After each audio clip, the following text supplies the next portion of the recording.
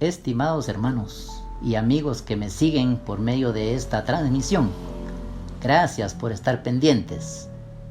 Hoy estamos de duelo, los hermanos de la Iglesia del Nazareno Río de Agua Viva, por la partida a la presencia del Señor de nuestro amado hermano Miguel Raimundo Rivera, más conocido como hermano Miguelito. Y quiero aprovechar de verdad este medio para agradecer a cada uno de los amados hermanos que de una manera amorosa, solícita y abnegada participaron en todo el proceso del sepelio de nuestro amado hermano. Mil gracias, amados hermanos, que Dios les bendiga abundantemente. También quisiera rogarles a todos ustedes, mis amados hermanos, que le guardemos un minuto de silencio en su honor. Amén. Empezamos en este momento.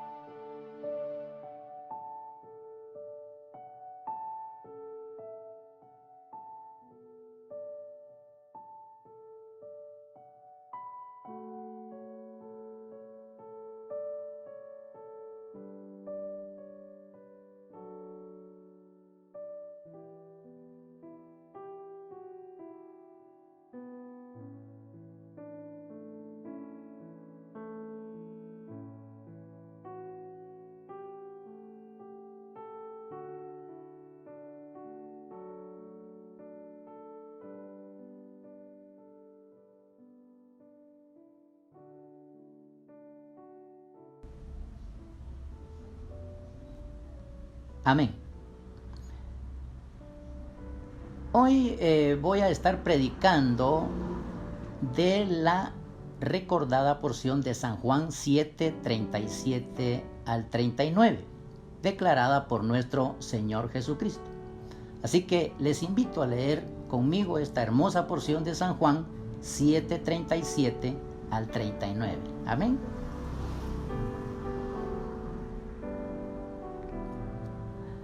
En el último y gran día de la fiesta, Jesús se puso en pie y alzó la voz diciendo: Si alguno tiene sed, venga a mí y beba. El que cree en mí, como dice la Escritura, de su interior correrán ríos de agua viva. Esto dijo del Espíritu que habían de recibir los que creyeran en él, pues aún no había venido el Espíritu Santo, porque Jesús no había sido aún glorificado. El tema del mensaje de hoy es una invitación para los sedientos.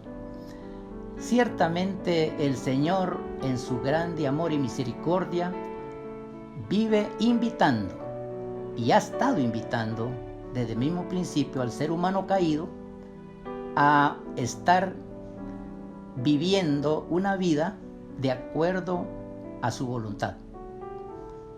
Las palabras "el último y gran día de la fiesta", derivado del versículo leído, dice que Jesús se puso de pie y alzó la voz diciendo.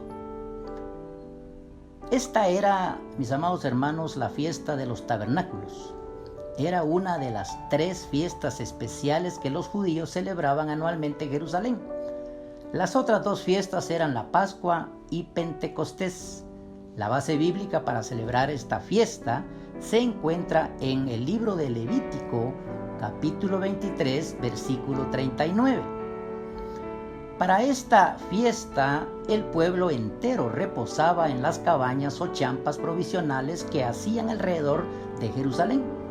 En dicha fiesta, los israelitas recordaban cómo Dios había enviado sobre ellos el sabroso maná durante 40 años y al mismo tiempo recordaban cómo Dios había hecho brotar agua de la peña de Horeb 2 veces por mano de Moisés.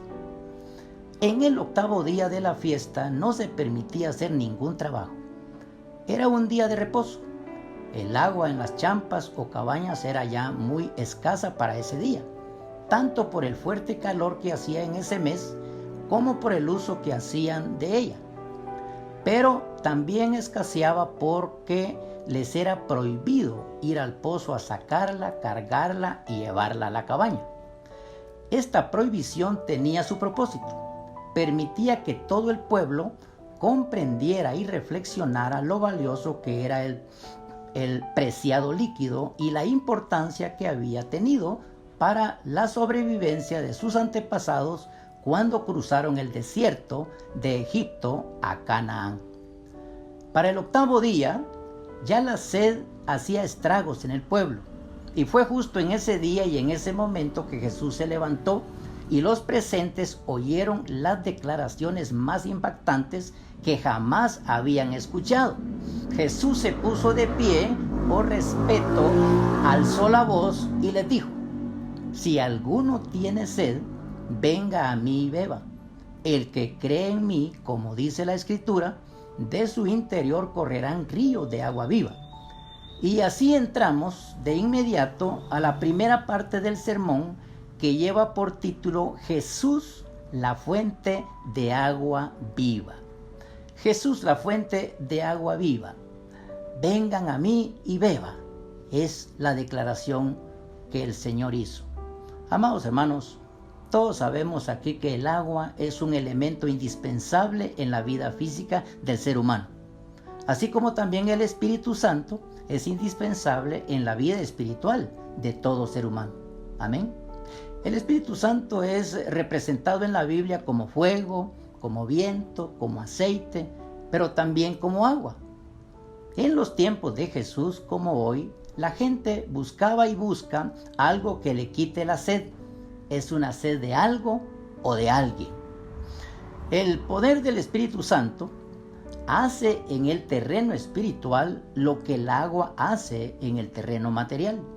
El agua refresca, apaga la sed, convierte el campo estéril en tierra fructífera, purifica lo que está manchado y finalmente restaura la limpieza. El agua es un símbolo muy apropiado del Espíritu que no solamente limpia el alma, sino que le añade belleza, según la palabra de Dios. Dentro de todo cristiano está la fuente de su renovación y de su restauración. Es el Espíritu Santo quien ha venido para fortalecerle y saciar su sed de Dios, para darle nuevas fuerzas y conducirle al verdadero propósito de su vida en la tierra. Por eso usted, en medio de las dificultades, en medio de la sequía espiritual, debe de acercarse al Señor Jesús y fortalecer precisamente esa comunión con el Espíritu Santo. Le aseguro que no saldrá decepcionado si usted hace eso. Jesús prometió a la mujer samaritana, ¿recuerdan ese hermoso episodio? Que si creía en Él, le dijo, de su interior correrían ríos de agua viva. El texto dice así: el que bebiere del agua que yo le daré, no tendrá sed jamás, sino que el agua que yo le daré será en él una fuente de agua que salte para vida eterna. Si se lo prometió a ella, también con nosotros Él lo hará, cumplirá su promesa. También de nuestro interior correrán ríos de agua viva. Mis amados hermanos, los judíos acostumbraban beber agua de pozos o cisternas, pero el agua que Jesús ofrecía no era como esas aguas estancadas. Él ofrecía agua viva, fresca e higiénica. Esta es la diferencia entre lo que la religión humana ofrece y lo que Cristo tiene para cada uno de nosotros. Dios quiere saciar nuestra sed espiritual, pero lo que Él está tratando de decir con esta metáfora es que Él desea derramar sobre ustedes y sobre todos la unción del Espíritu Santo. Él quiere que usted sea lleno del Espíritu Santo. Siempre lo ha buscado. Repito el texto: el que tenga sed, venga a mí y beba. Versículo 39. Esto dijo del Espíritu que habían de recibir los que creyeran en Él. La pregunta aquí es: ¿se considera usted un cristiano lleno del Espíritu? No me responda. Respóndaselo usted mismo. La segunda parte del mensaje se enfoca en la fe en Jesús. Jesús, el más digno de confianza, es el tema de esta segunda parte. Y está basada precisamente en el versículo 38, donde el mismo Señor declaró esta verdad: el que cree en mí, como dice la Escritura, de su interior correrán ríos de agua viva. Mis amados, ninguna religión o ceremonia puede saciar el corazón del hombre, pero Jesús sí lo puede hacer. Es lo que acabamos de ver. Pero esto solo es posible para los creyentes, para los que confían en Jesús, 100%. Jesús fue enfático cuando dijo: el que cree en mí. Es bien interesante, ciertamente, ver cómo Jesús no menciona que creyéramos en alguien más, como podrían ser Noé, Abraham, Moisés o algunas de las mujeres que se mencionan en el Antiguo como en el Nuevo Testamento. No, Él está dirigiéndose a nosotros y llevándonos un mensaje a que centremos nuestra fe en Él. Él es el único que realmente puede darnos esta bendición, y todo va a ser por fe. Eso es lo que Él dice, ¿verdad? En nuestra creencia en Jesús, o mejor dicho, es nuestra creencia en Jesús la que hace que Él cumpla esta promesa de calmar nuestra sed, como cualquier otra promesa que Él haya mencionado en el Nuevo Testamento.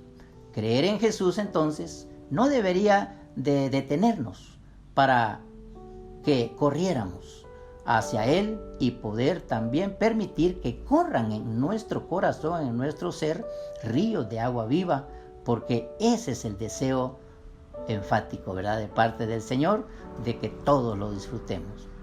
La tercera parte de este mensaje tiene que ver con lo que se había profetizado sobre esta obra gloriosa, es decir, sobre la llenura del Espíritu Santo y su consabida bendición. El texto base aquí es: el que cree en mí como dice la Escritura. Versículo 28, ahí en la Biblia. Jesús en línea con la profecía escrituraria. Es el tema de este tercera parte del sermón. Como dice la Escritura. Versículo 28. Esta declaración, mis amados hermanos, de Jesús no es más que una gran profecía de la venida del Espíritu Santo.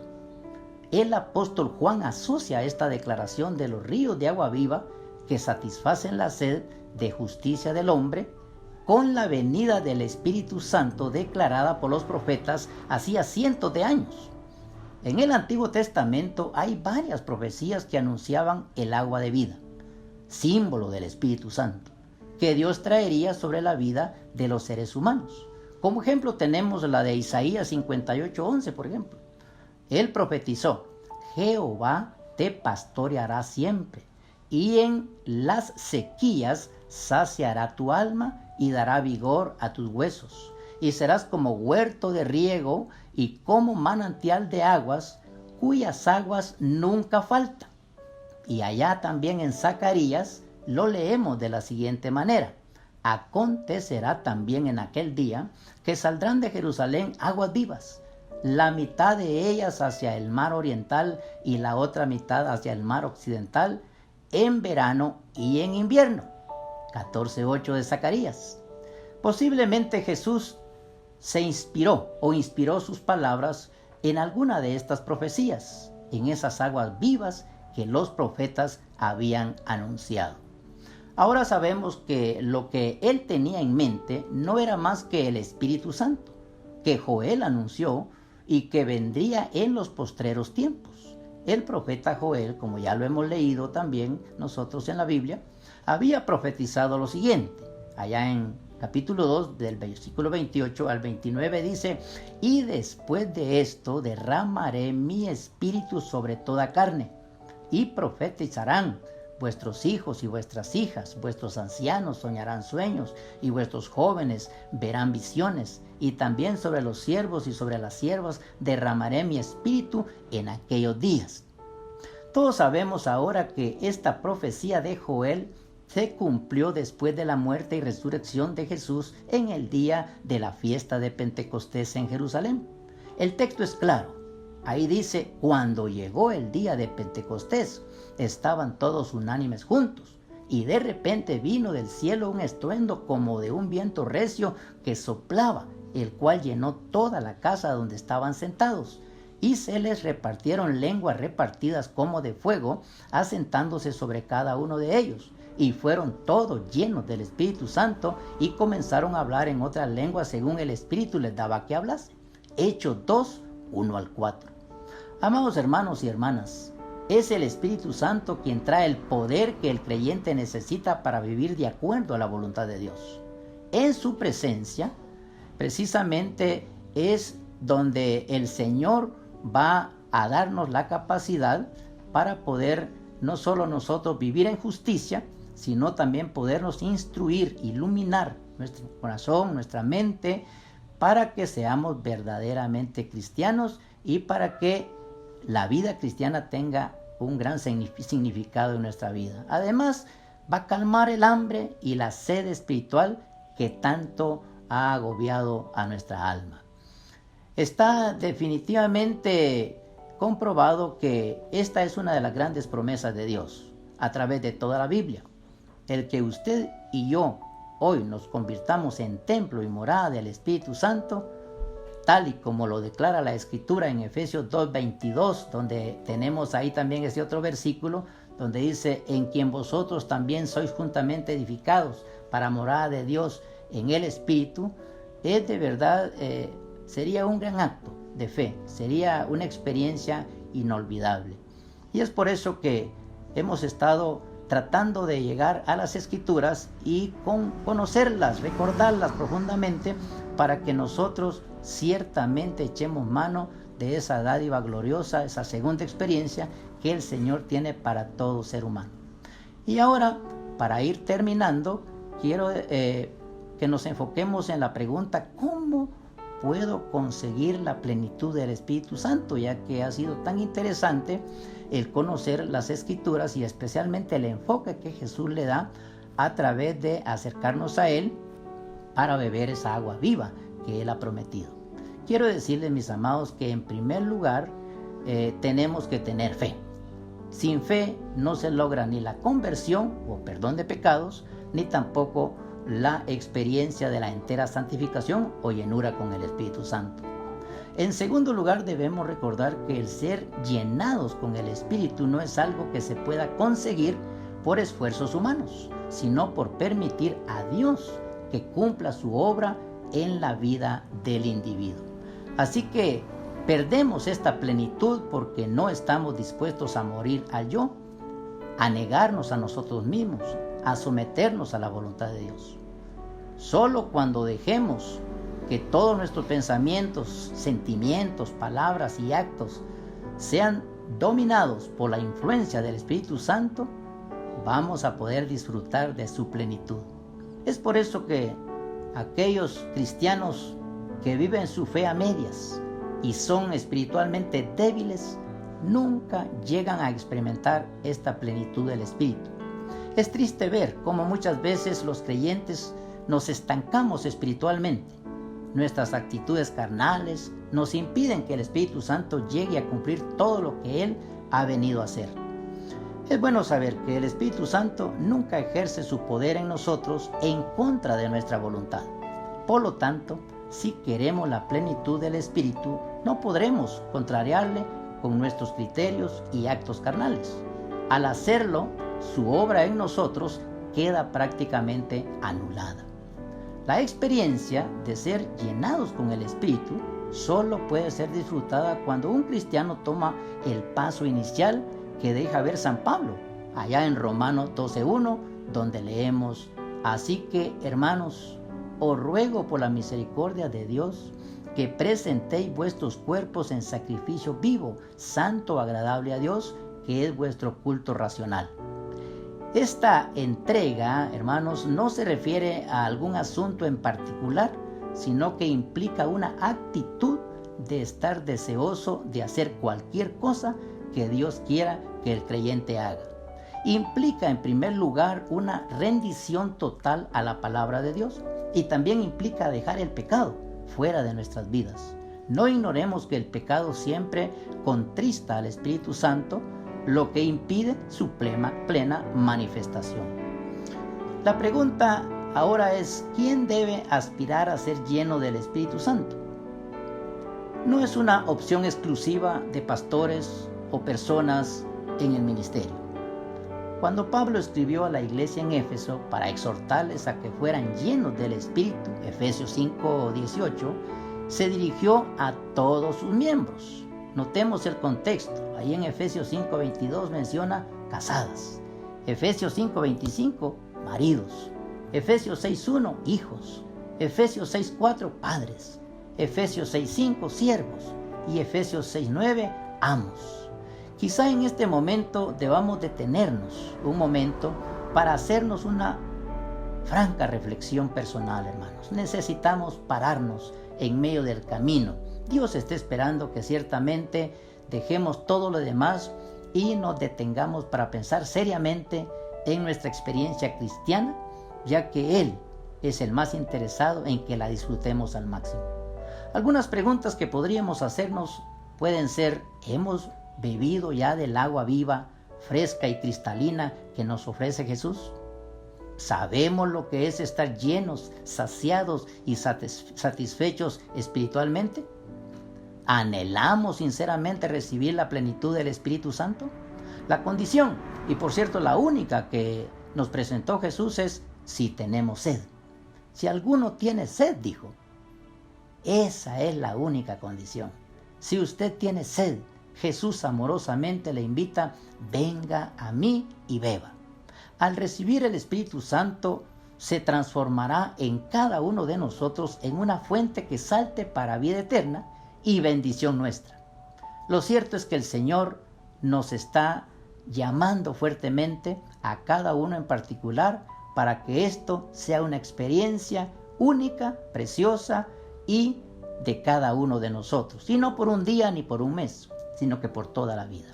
En conclusión, si ahora usted está consciente que no debe de esperar más para saciar completamente su sed espiritual en Jesucristo, entonces quédese en silencio un momento. Yo le rogaría que usted incline su rostro, cierre sus ojos y empiece a meditar en el Señor, rogándole que cumpla hoy su promesa en usted y en un acto de fe poderlo recibir. Amén. Yo les animo a estar en actitud de oración desde este momento. Usted puede saber, y usted lo sabrá, que ha sido lleno con el Espíritu Santo. Dar la seguridad es la responsabilidad de Dios. Nuestra parte es pedir, entregar y recibir. Si hacemos esto, recibiremos una convicción profunda de que el que lo prometió es fiel y que su Santo Espíritu verdaderamente nos llena. Así que, ¿qué le parece si hoy repite conmigo esta oración? Amado Señor Jesús, a la luz de mis conocimientos y de mi capacidad, yo reúno hoy los requisitos establecidos en tu palabra para ser lleno completamente con tu Santo Espíritu. Y por lo mismo, ahora te agradecería que en el cumplimiento de tu promesa, tu bendito Espíritu llene todo mi corazón en este mismo momento. Quédese en esa actitud.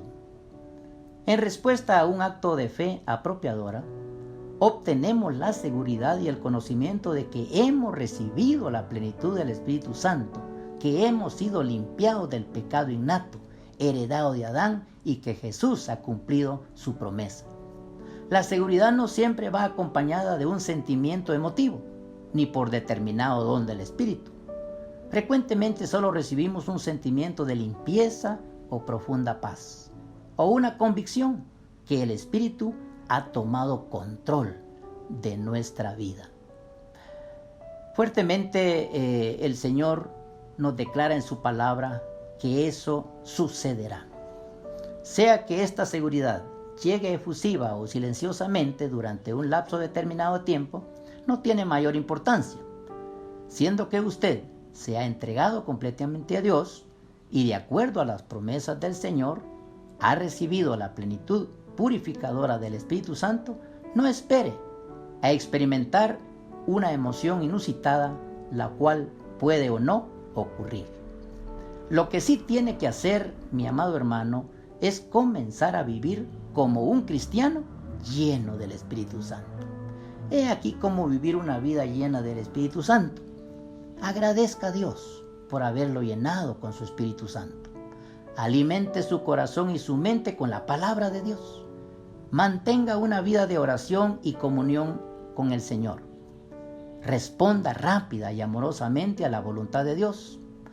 Hable de todo corazón a otros sobre el Espíritu Santo y la obra que ha hecho en usted. Y en el poder del Espíritu Santo, emprenda una vida de servicio. Recuerde que quizá no siempre se sentirá santificado o santificada, o tendrá plena certidumbre de la presencia del Espíritu Santo en usted. En tales ocasiones cante: vivo por fe en mi Salvador. No temeré, es fiel mi Señor. En dura lid nunca me dejará. Yo vivo por fe, Él me sostendrá. San Pedro recordaba lo que Dios había hecho el día de Pentecostés con los 120 en el aposento alto y con los que estaban en la casa de Cornelio cuando él llegó. Cómo el Espíritu Santo había purificado por la fe sus corazones, según leemos en Hechos 15, 8 al 9. Juan Wesley testificaba así de su santificación: sentí que mi corazón fue extrañamente conmovido, que confiaba en Cristo y en Él únicamente para mi salvación. Y me fue otorgada una certeza a mí de que Él había llevado y quitado mis pecados, sí, los míos, y que me había salvado a mí de la ley del pecado y de la muerte. Yo mismo Sé que Dios me santificó después de una semana de predicaciones de santidad en el seminario nazareno. Y nunca he olvidado esa experiencia, nunca realmente la voy a olvidar. Ese mismo día, unos hermanos que me acompañaban sintieron también una profunda paz, una frescura interior, y otros un deseo de darle gracias, muchas gracias al Señor por su limpieza. Algunos han recibido esta bendición, esta segunda bendición, en un culto en el templo. Otros mientras viajaban en un bus y oraban al Señor.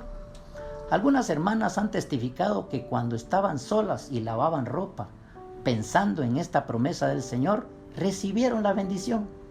La característica peculiar en todos al testificar es la de tener una profunda convicción de que en ese momento habían sido llenos del Espíritu Santo. En fin, damos gracias al Señor, hermanos, por esta segunda bendición que es para todos los creyentes en Cristo. Efesios 5:18 dice: no os embriaguéis con vino, en lo cual hay disolución, antes bien sed llenos del Espíritu Santo. Me gustaría recibir alguna notificación de su experiencia al ser lleno o llena del Espíritu luego de que esta transmisión termine. Sería agradable para mí tener alguna notificación. Y ahora, mis amados hermanos, que Jehová les bendiga y les guarde. Jehová haga resplandecer su rostro sobre ustedes y tenga de ustedes misericordia. Jehová alce sobre ustedes su rostro y ponga en ustedes paz. Que el Señor nos conceda otra oportunidad como esta y podamos juntos edificarnos en la palabra del Señor. Hasta luego. Bendiciones para todos. Amén, amén y amén. Venimos ante ti, oh Dios, sedientos, cansados,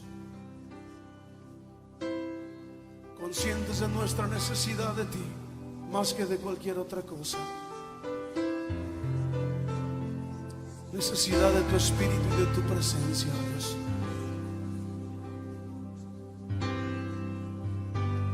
Cansado del camino, sediento de ti,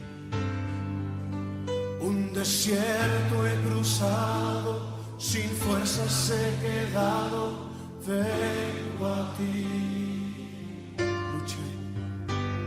Luché como soldado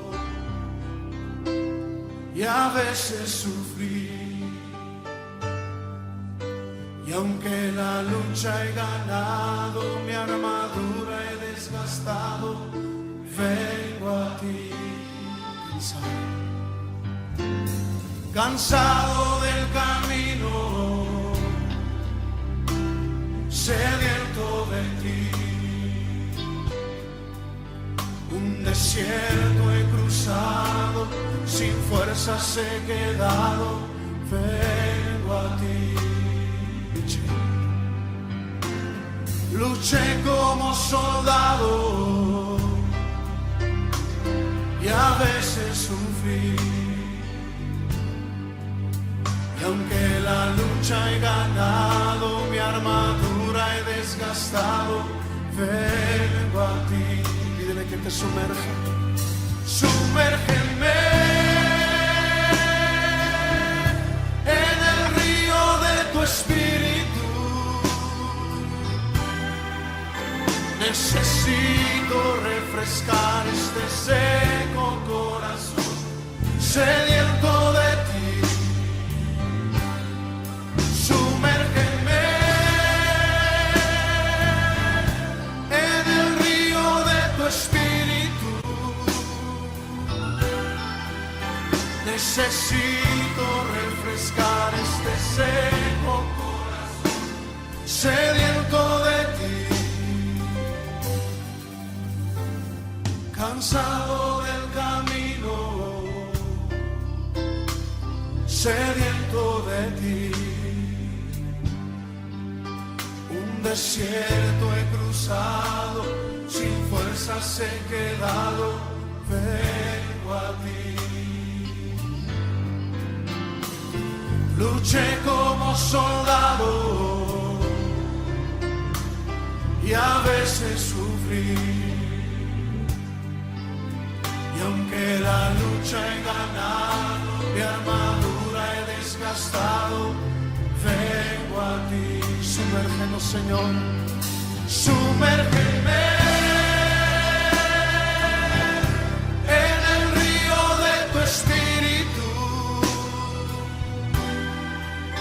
Necesito refrescar este seco corazón sediento de ti. Sumérgeme en el río de tu espíritu. Necesito refrescar este seco corazón sediento de ti. Sumérgeme en el río de tu espíritu. Necesito refrescar este seco corazón sediento de ti. Sumérgeme en tu presencia, Señor. Sumérgeme en el río de tu espíritu. Sumérgeme, lo necesitamos, Señor.